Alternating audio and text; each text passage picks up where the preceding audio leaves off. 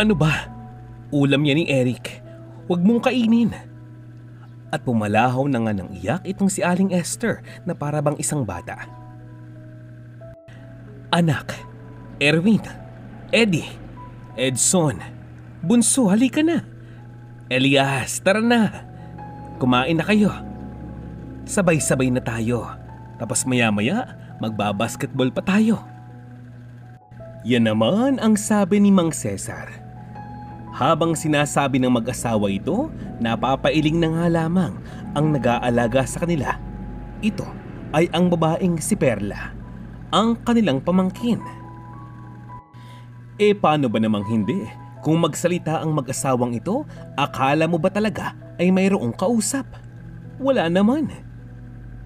Ang kanilang kaharap, mga unan. Ilang mga piraso ng unan na kanilang inihiga doon sa may upuan. Ganyan araw-araw ang senaryo sa bahay ng mga Garcia na parabang ang mag-asawang ito ay may sariling mundo.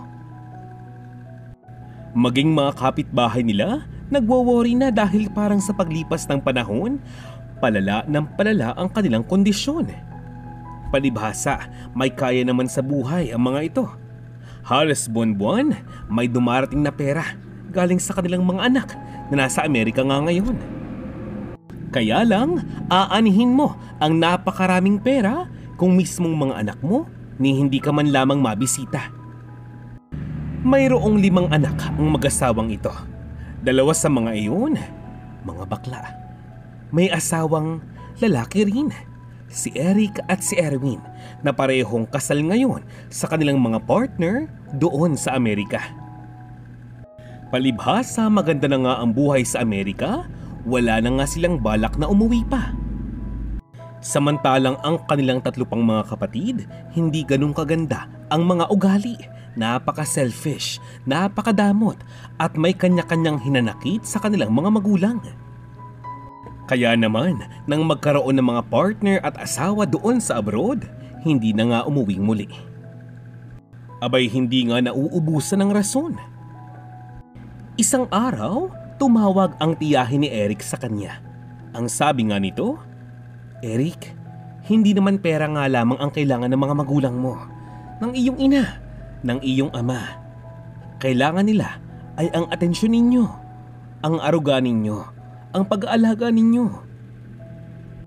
Abay iho, puro na nga lamang kayo pangako na uuwi kayo pero hindi naman kayo umuuwi. Iho, mahigit 5 taon na, hindi pa rin kayo nagpapakita. Si Eric sa 5 magkakapatid ang pinakamalimit na makausap ng tiyahin niya. Ito kasing si tiya niya ay ang panganay na kapatid ng kanyang inang si Aling Esther. Bilang panganay, kanyang responsibilidad na malaman kung ano nga bang nangyayari na sa kanyang mga magulang. Tiya naman, Tiya Ason, huwag naman kayo magsalita ng ganyan. Kung makapagsalita naman kayo parang ang lapit lang ng Amerika. Tita, ano bang akala niyo sa Amerika? Kasing lapit lamang ng Alabang? Tiya Aso naman, makaunawa naman kayo. Bawat minuto dito, binabayaran. Bawat segundo, pinag-iingatan. Hindi sa lahat ng pagkakataon pwede kaming umuwi kapag gusto namin. Tiya, hindi naman kami milyonaryo. Pero gumagawa kami ng paraang magpadala ng pera. Sapat na pera para sa mga yun, hindi ba? Buwan-buwan, walang labis, walang kulang. Walang mintes, hindi ba? Huwag niyo naman palabasin na parang ang sama naming anak. Huwag naman kayong ganyan. Alam niyo ho, tiya, ang nakakasama ng loob sa inyo kung makapagsalita kayo para bang hindi kayo naaambunan ng aming mga padala. Tiya, buwan-buwan, palagi kayong kasali sa listahan. Nangunguna-nguna pa kayo. Hindi ba? Ano to ngayon? Bakit puro kayo complain? Tiya talaga ho. Yan ang sabi ni Eric, kaya itong kanyang tiyahin napailing na nga lamang at hindi na nga nagsalita pa. Sa paglipas pa ng mga araw, kitang-kita ng mga pamangkin at kapatid nitong si Aling Esther kung paanong lumalala ang kanyang karamdaman. Ganoon na nga din ang sa kanyang asawa. Tulad nga ng sabi ng mga doktor, maedad na ang dalawang mag-asawang ito. Dumalabas na ang iba't ibang mga karamdaman nga nila. Ngayon, mas kailangan nga nilang makasama ang kanilang mga anak para kahit papaano meron silang pagkukuhanan ng lakas ng loob. Kaya lang, paano? Ayon sa diagnosis ng mga doktor, ang mag-asawang ito ay mayroon ng Alzheimer's disease. Ang problema, ni isang anak walang gustong bumalik ng Pilipinas upang makita man lamang, makamusta at malaman ang tunay na kalagayan ng kanilang mga magulang. Ang isa pang problema, ang kanilang mga partner. Ayaw pumayag na kanilang iuwi ng Amerika ang dalawang matanda. Hanggang sa ngayon ay sariwa pa sa isipan ni Aling Azon ang mga alaala ng kanyang kapatid na si Aling Esther, kung paano niyang alagaan ang kanyang 5 anak. Kahit na kailan, hindi ganun kadali ang mag-alaga ng anak. Mag-alaga ng isang bata, paano pa kaya kung 5? Ang isa pa na nagpahirap ng kanyang sitwasyon, negosyante kasi ang mag-asawa. Palagi silang busy, palagi silang may kinakausap na konektado sa kanilang negosyo. Maganda ang kitaan sa kanilang negosyo, kaya naman kahit papaano maluwag nga sila sa pera. Kahit naman noon pa, kahit nung hindi pa nga sila magkakilala at mag-asawa, ay maganda na nga ang kanilang mga buhay. Palibhasa, may mga namana mula sa kanilang mga magulang. At dahil magkasama na nga ang mag-asawa ngayon, nagtulungan nga sila upang mas payabungin ang kanilang negosyo. Dugot pawis ika nga. Upang maitaguyod lamang ang kanilang binubuong pamilya. Kaya naman, ang 5 magkakapatid lumaking hindi naman talaga hirap sa buhay. Hindi kinakapos. At ang namana ng mag-asawang ito sa kanilang mga pamilya ay ilang mga lote rin sa kabayanan. At doon, nagpagawa nga sila ng mga building. Ang ilan doon, commercial space. Pwedeng rentahan ng matagalan. Palibhasa ay madiskarte, nakagawa nga sila ng paraan upang mapagtapos ang kanilang 5 anak. Mahal na mahal ng mag-asawang ito ang kanilang 5 anak. Bigay lahat ng luho, lahat ng naisin. Bagong damit, bagong laruan, lahat. Basta kailangan. Ibibigay kung kaya naman. Kung hindi kaya sa ngayon, pinag-iipunan. Kung tutuusin, wala na nga silang mahihiling pa mula sa kanilang mga magulang. Lahat kusang ibinibigay para lamang sa kanilang kaligayahan. Mula sa maayos na tirahan, masarap na pagkain, magandang kasuotan, magandang eskwelahan at talaga namang high class na edukasyon ang ibinibigay sa magkakapatid na ito. Paano mo nga namang panghihinayangan? Anak mo naman. Hindi lamang yan, hindi lamang material na bagay ang kanilang ibinibigay, maging oras at panahon, maging mga atensyon, ibinibigay ng 2 mag-asawa sa kanilang 5 anak. Hay nako, kung alam nyo lang, marami silang kamag-anak o mga kapitbahay ang inggit na inggit sa mga ito. Lalo na sa kanilang lugar, maraming broken family, salat pa sa pera, walang trabaho, panay pa ang awayan. Kaya naman, maraming mga tao ang masamang-masama ang loob ngayon sa 5 magkakapatid. Sa lahat ng pagkakataon, pera ang pinapagalaw nga nila. Pambili ng pagkain, pampa-check up, pambili ng gamot, pangbayad sa private nurse at caregiver. Kung sa usaping pinansyal, hindi nga sila nagkukulang. Ang tanong, sapat nga ba ang mga bagay na iyon? Isa sa pinagkakatiwalaan nilang tao sa kanilang mga magulang ay ang pinsang si Perla. Kaya lang, itong si Perla naiiyak na nga lamang pag sinusumpong ang mag-asawa. Abay palagi na nga lamang naghahalusinate na ang dalawang mag-asawang ito na kasama nila ang kanilang mga anak. Kapag kinontra mo, pag sinabi mong wala naman silang kausap, lalo itong magwawala. Magagalit, mananakit. Ito mismo ang nagiging dahilan para tumaas ang kanilang presyon. Kaya naman, labas-pasok na nga sila sa ospital. Muling tatawag itong si Perla sa pinsang si Erwin, isa sa mga anak ng dalawang mag-asawa. Itong si Erwin ang tugon lamang. Sapat naman daw ang pinapadalang pera nga nila buwan-buwan. Bakit? Bakit may pagtawag pa? Kulang pa ba? Para bang nagmamataas pa itong si Erwin.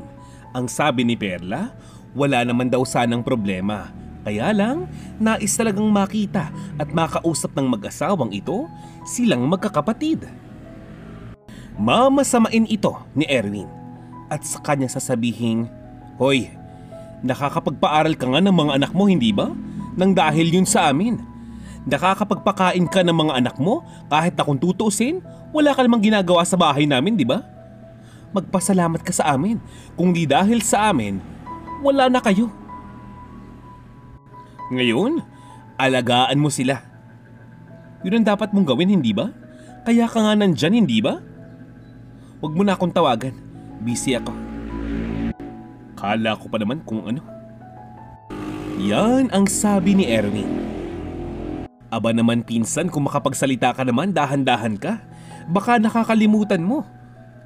Bago ko nag-alaga sa mga magulang mo, may maayos naman akong trabaho. Napilitan akong itigil yun para sa kanila dahil nakiusap kayo, di ba? Nakakasama ka ng loob, pinsan. Kayong magkakapatid. Ang tingin ninyo? Pwede niyong daanin sa pera ang lahat? Diyan kayo nagkakamali. Maging si inay, naaawa na sa kanyang kapatid pero wala siyang magawa. Hindi ko naman sinasabi na kulang ang perang ipinapadala ninyo.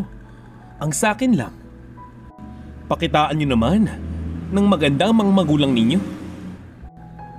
Hindi ba't kung di dahil sa kanila, wala kayong mararating sa mga buhay nyo ngayon? Grabe ka naman, pinsan. Matuto kang lumingon sa pinanggalingan mo. Okay na sana ang mga bagay na sinabi ni Perla. Kaya lang hindi niya nga napansin, kanina pa palang nakababa ang telepono nga ni Erwin. Wala na pala siyang kausap. Ni hindi man lamang kinamusta ang status ng kanyang mga magulang sa loob ng ospital. Kung may bago pa itong karamdaman, meron bang improvement man lamang? Wala siyang inalam kahit na ano. Mabilis na lumipas ang ilang mga buwan, ilang mga taon. Patanda ng patanda ang katawan, pahina ng pahina ang isipan at kalooban ng mag-asawa. Para bang ang nagpapaligaya na nga lamang sa kanila ay ang ilusyon at imahinasyon nga nila. Subalit dahil ginagamot nga ng mga doktor ang kanilang karamdaman, may mga pagkakataong sila ay magigising na nga lamang sa katotohanan. Wala silang kasama. Walang kasamang anak. Wala ni isa. Kaya naman, bigla na nga lamang silang sisigaw. Hinahanap ang kanilang mga anak. Itong si Aling Esther magigising na nga lamang sa hating gabi. Tatakbo ito palabas ng kwarto. Kahit na mahina na ang katawan, gumagawa pa rin ang paraan. Para bang meron siyang binubuhat na anak. Binabalikan nga niya ang mga alaalang inaalagaan pa niya ang kanyang mga anak, lalong-lalo na ang bunso. Siyempre, takbo ng takbo, sigaw ng sigaw, iyak ng iyak itong si Aling Esther. Kaya naman, itong si Perla, mapupuyat yan kababantay sa kanyang tiyahin.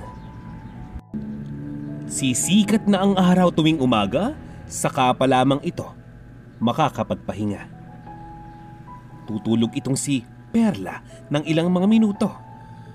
Kaya nga lang, nakakaisang oras pa lang, gising ng muli ang dalawang matanda. Tuloy na muli ang kanyang buhay. Nakakaawa rin itong si Perla. Isang araw tumawag itong si Perla sa kanyang ina na si Aling Azon. Ang sabi nga niya, nagrereklamo na ang kanyang asawa at anak dahil namamayat na nga daw ito. Puyat na puyat. Paano ba namang hindi? Ang dalawang mag-asawa, alagain talaga. Yung binabayarang caregiver, sumuko na rin sa pag-aalaga sa dalawang matanda. Yung private nurse, parang mula umaga hanggang hapon lamang ang duty. Sa makatwid, itong si Perla ang pumapasan ng karamihan ng responsibilidad sa kanyang tiyo at tiya. Ang sabi ni Aling Azon, muli niyang kakausapin ang kanyang mga pamangkin sa Amerika at sasabihing maghahanap muli ng panibagong caregiver, yung stay-in. Tutal, may sariling pamilya itong si Perla. Marami siyang kailangang unahin. Pangalawa, itong si Aling Azon, nakakaramdam na rin ng hindi maganda sa kanyang katawan. Nang parehong araw, sinabi nga ni Perla at Aling Azon sa magkakapatid sa Amerika ang tungkol sa bagay na ito, pero para lamang silang nagsalita sa hangin. Aba naman Eric, pasensya na pero sapat na ang mahigit 5 taong nag-alaga kami sa mga magulang ninyo. May pamilya rin kami. Dapat yun ang aming unahin. Ang asawa ko, ang mga anak ko, ang mga magulang ko. Maging sarili kong katawan na papabayaan ko na. Mahal ko ang mga magulang ninyo. Pero sa pagkakataong ito, kailangan kong unahin ang sarili ko. Maging si inay nahihirapan na din. Ipagpaumanhin nga ninyo pero panahon na para humanap kayo ng panibagong nurse at caregiver na maaaring mag-alaga sa mga magulang ninyo. Sila na nga lamang ang lagi niyong tawagan, kausapin. Pasensya na talaga. Yan ang sabi ni Perla. Ang sabi lamang ng kanyang pinsang si Eric, sige. Wala man lamang pasalamat sa mga taong nagsakripisyo ng matagal para sa kanyang mga magulang. Wala pang 1 linggo, dumating na ang bagong nurse at bagong caregiver ng mag-asawa.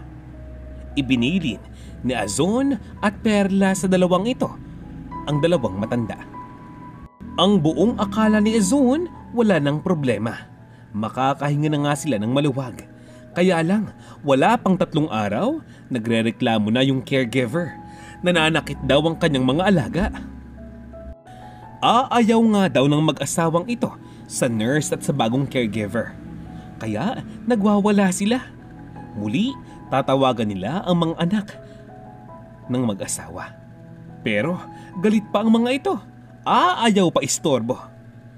Muling namagitan ang mag-ina nga ni Perla at nagtanong na sila sa tamang ahensya na nakakaalam ng problema ng mag-asawa. Pero ang nakuhang kasagutan ng mga ito ay hindi naman pumabor sa mag-asawa. Ayon nga sa kanila, anong problema?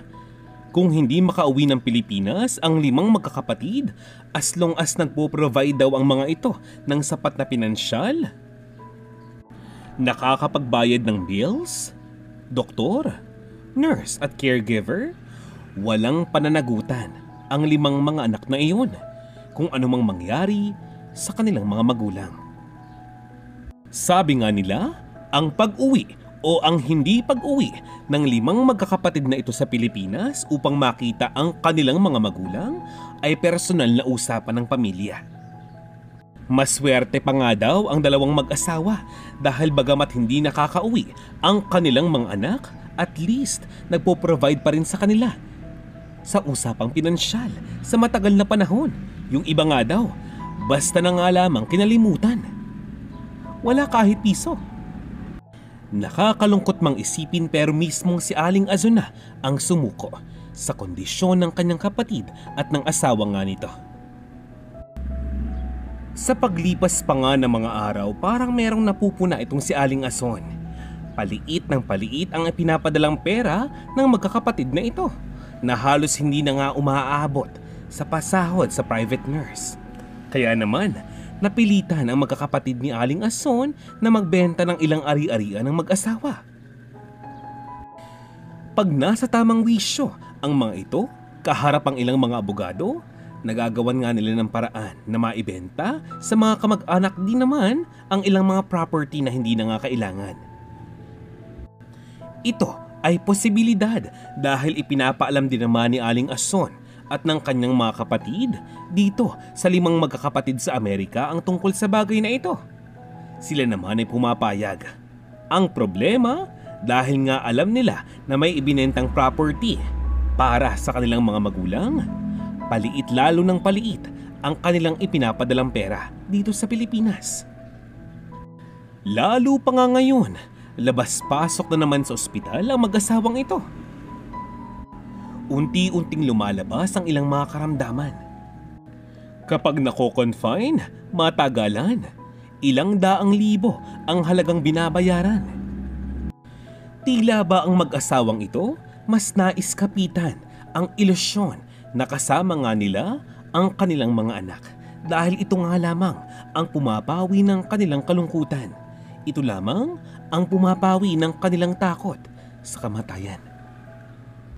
Sa paglipas pa ng ilang mga buwan, tila ba umeepekto na nga talaga ang lahat ng gamot na iniinom nga ng mag-asawang ito hanggang sa puntong ito, tila ba tanggap na nga nila na wala na ang mga anak na kanilang nais makapili. Matagal na nga silang iniwan. Mahirap mang tanggapin pero yun ang katotohanan. Mabuti na nga lamang hindi sila pinapabayaan ni Aling Ason at ni Aling Perla. Hanggang isang araw, nabigla na nga lamang ang lahat dahil biglang umuwi ng Pilipinas ang 2 anak ng mag-asawang matanda. May problema nga daw sa kanila. Doon sa Amerika, may mga kasong kinakaharap ang mga ito. Sa ganitong pagkakataon, saan nga ba sila tatakbo? Umuwi ang mga ito upang ibenta ang ilang pang mga pag-aari nga nila dito sa Pilipinas. Ang perang makukuha doon gagamitin para harapin ang mga kasong nakabinbin doon sa Amerika. Hindi na nga para magtanong pa si Aling Azon at si Perla kung ano bang problema doon sa Amerika. Para sa kanila, ang mahalaga ay makita nga ng 2 mag-asawa, ang isa o 2 man lamang sa kanilang mga anak. Malaking bagay yon para sa mag-asawa. Subalit ibang-iba ang nangyari kumpara sa inaasahan nga ni na Aling Azon. Nang dumating ang 2 magkapatid upang harapin ang kanilang mga magulang, walang reaksyon ng mga ito. Ni hindi nga sila kinikilala, ni hindi binabati, ni hindi tinitingnan. May pagyaka pa, may pagbeso pa ang mga ito. Pero itinutulak nga silang palayo ng 2 matanda. E panong hindi? Hindi na nga sila nakikilala ng mga ito. Hindi nabobosesan, hindi namumukhaan. Ano pa nga ba ang kanilang ipagtataka? E may Alzheimer's disease nga ang mga ito, ilang taon na. Ngayon, umiyak man sila, lumuha man sila ng dugo, huli na nga ang lahat. Teka, huli na nga ba ang lahat?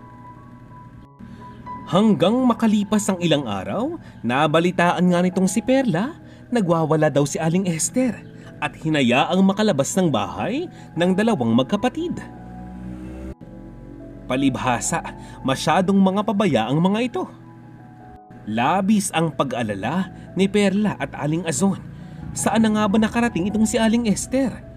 Maaaring hindi ito makalayo, pero delikado sa labas. Ano ba naman yan, Ed? Bakit naman ganun? Bakit mo naman pinabayaang makaalis ang iyong ina? Sa tagal naming inaalagaan yan dito, never naming pinabayaang makalabas ng bahay mag-isa. Alam mo ba, sa matagal na panahon, ngayon lang nangyari ito. Di ba sinabihan ko na nga kayo? Palibhasa, hindi kayo nakikinig eh. Hindi nyo kami inuunawa. Yan. Anong gagawin natin ngayon? Yan ang sabi ni Perla. Kaya lang. Anong malay ba namin sa ganyang karamdaman? Tsaka, bakit kami? Bakit kami ang dapat sisihin? Hindi ba kaya nga sila may caregiver? Kaya nga may nurse, hindi ba? Tigilan nyo nga kami. Nagmamagaling na naman kayo. Yan ang sabi ni Elias, ang bunsong anak ng mag-asawa. Ano? Caregiver? Nurse? Aba naman Elias, hindi mo ba alam? Ang Kuya Eric mo ang nagsabi sa amin. Tutal matagal nang nag-quit ang nurse at caregiver ng mga magulang ninyo. Huwag na nga daw kumuha pa ng bago dahil nandiyan naman daw kayo. Isang bagay pa, hindi na nga sapat ang perang ipinapadala nga ng inyong kuya. Hindi na yun sapat para makapagbayad pa ng pwedeng mag-alaga sa kanila. Nandiyan naman daw kayo. Gawin nyo ang alam ninyo. Ang sakin lamang naman, magulang nyo sila. Tama na nga ang usapang ganito. Samahan nyo ako. Hanapin natin ang inyong ina. Baka kumapana pa yun sa labas. Yan naman ang sabi ni Aling Asun. Pero ang problema, parang hindi naman interesado ang dalawang anak ng mga ito. Saan sila busy? Abala nga sila sa pag-aasikaso ng ilang mga dokumento ng mga ari-ari ang maaari nga nilang ibenta pa. Nakakalungkot at sadyang nakakainis naman talaga dahil umabot pa ng ilang araw at gabi ang lumipas, hindi pa rin nakikita ang matandang si Aling Esther. Ang sabi ng iba, basta na nga lamang daw sumakay ng bus. Ang kwento ng mga tsismosa, sumakay daw ng jeep. Ang kwento ng mga tambay, nagpunta nga raw sa park, malapit sa simbahan. Sa huli, hindi pa rin matagpuan ang matandang si Aling Esther. Itong si Perla, nagpakalat na ng napakaraming litrato nga ni Aling Esther sa bawat madaan ng barangay at kabayanan. Si Aling Azon, nagpost na sa Facebook ng litrato ng kanyang kapatid. Missing ito. Lahat sila'y gumagawa ng paraan mahanap lamang itong si Aling Esther. Pero ang 5 magkakapatid, hindi naman apektado. Maliit lang daw ang Pilipinas, mahahanap din yan. Diba? Kaya nga raw may mga pulis. Dahil dito, mas nagalit pa ang ilang mga kamag-anak nga ni Aling Esther sa mga anak nito. Kaya naman, buo na ang kanilang pasya. Sa pagkakataong makita si Aling Esther, sila na nga ang bahalang mag-alaga dito. Ganoon na din sa kanyang asawa. Tutal, wala naman daw pakinabang ang mga anak nito. Saktong 1 buwan, nakita nga nila ang isang matandang babae. Ito, si Aling Esther, doon pa sa kabilang probinsya. Napakadumi. Nagpasya ang kanyang mga kamag-anak na kunin na nga siya, alagaan, arugain, at hindi na nga ipinaalam pa ito sa magkakapatid. Maging si Mang Cesar. Kanilang kinuha. Habang pinag-uusapan pa ng magkakapatid kung paano makakahanap ng abogado na maaaring tumulong nga sa kanila upang maibenta ang ilang pang mga ari-arian ng mag-asawa. Walang kaalam-alam ang magkakapatid na ito na sila pala ay kakasuhan na ng abandonment ng kanila mismong mga kamag-anak. Tila ba mas ginusto pa nga nila nung kunin ng ilang mga kamag-anak ang mag-asawa para nga daw less na sa kanilang mga aatupagin.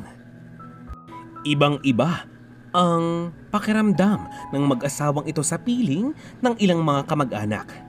Mas komportable, mas payapa, mas tahimik. Kaya lang, dahil matanda na, bedridden na ang mag-asawa ni Mang Cesar at Aling Esther.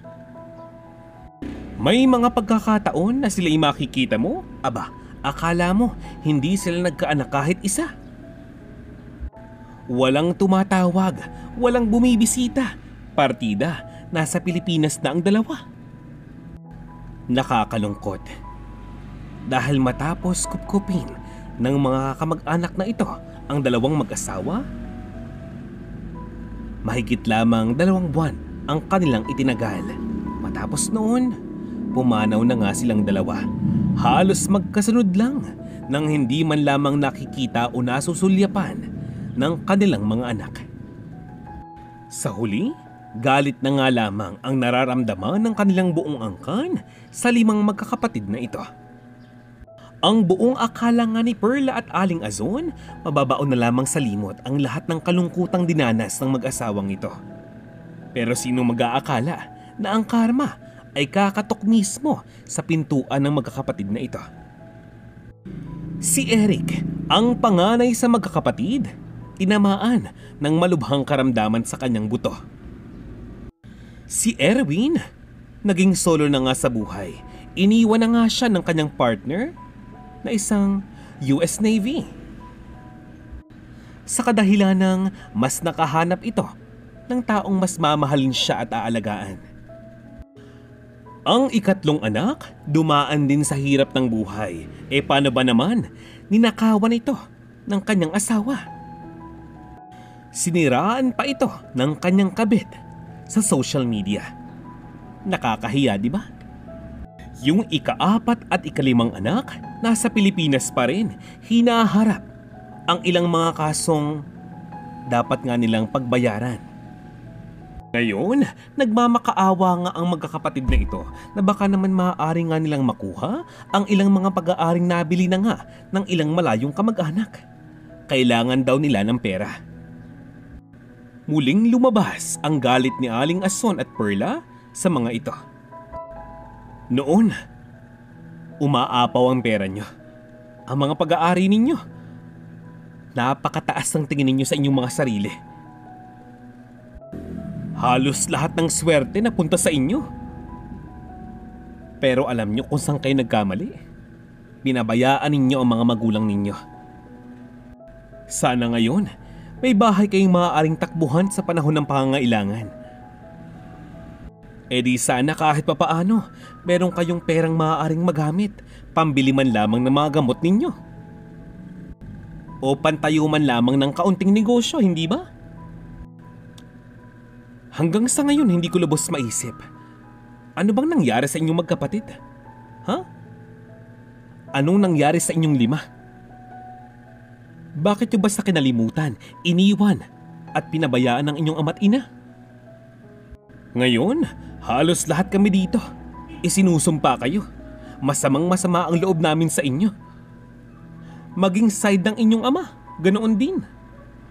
Kung sa bagay, ang buhay ay ganyan lamang. Minsan nasa taas, minsan nasa baba. Sana nga lamang talaga ay umasenso pa ang mga buhay ninyo. Sana gumaan pa at mas maging komportable. Sana matuto kayo. Yan ang sabi ni Aling Azon habang ito ay napapaluha habang inaalala ang hirap ng kanyang kapatid at ng asawa nga nito. Magmula nga noon, wala na nga silang naging balita pa sa magkakapatid na ito. Hanggang sa nabalitaan na nga lamang ni Perla na isa-isang umuwi ng Pilipinas ang magkakapatid na ito. Sobrang tanda na. Wala ding mag-alaga. Ilang taon pa ang lumipas, matandang-matanda na ang mga ito. Ang panganay at ang ikalawang anak, maging ang ikatlo, nasa loob ng Home for the Aged. Ang ika-4 at ika-5, humihingi ng tulong sa ilang mga kaibigan upang kahit papaano mayroong matuluyan. Ay nako, banda-banda dyan, Home for the Aged din yan. Nasaan na nga ba ang kanilang mga asawa, ang kanilang mga anak? Walang paramdam? Ako, yan ang nga bang sinasabi ng karma? Palibhasa ay ugaling Amerikano ang mga ito. Ginawa rin kung anong ginawa nga nila sa kanilang ama't ina. Wala silang balak na sila'y ampunin o alagaan man lamang, ni makita. Sa makatwid, kung anuman ang kanilang ginawa sa kanilang mga magulang ay siya ring ginawa sa kanila ng kanilang mga pamilya. Bagamat huli na nga ang lahat, sana ay magawang pagsisihan ng magkakapatid na ito kung anuman ang kanilang nagawa. Nawa ay maging aral sa ating lahat ang istorya. Ang istorya ngayong araw na ito. Salamat po. Shout out time! Binabati ko po ng isang maligayang araw sina Evangeline Schubert, Mirna Galicia and family, Virgie Verhelda Dios, Celia Gonzalez, Merced Pineda, Dominador Solis, Helen Carido, Lily C. Acad at Erlinda Claveria, kasama sina Alma Macabe, Sonia Arcala, Merlin, Arlene Malyari at Corazon Mendoza. Hello, Christopher Almario, Judith Roma, Alfredo Sigua, Presi Katsia, Lorna Sarmiento, Avelina Bores. Muli, maraming salamat po sa inyong pakikinig. More stories to come, pero this time, kung nais ninyong magbigay ng suhestyon, opinyon at mas marami pang komento, go kami dyan. Comment lang. Kung meron po kayong mga pabate o mga request stories, go ahead. Gagawin po namin ang lahat upang kayo ay maligayahan sa bawat story ang aming inilalahad. Maraming salamat po at paalam.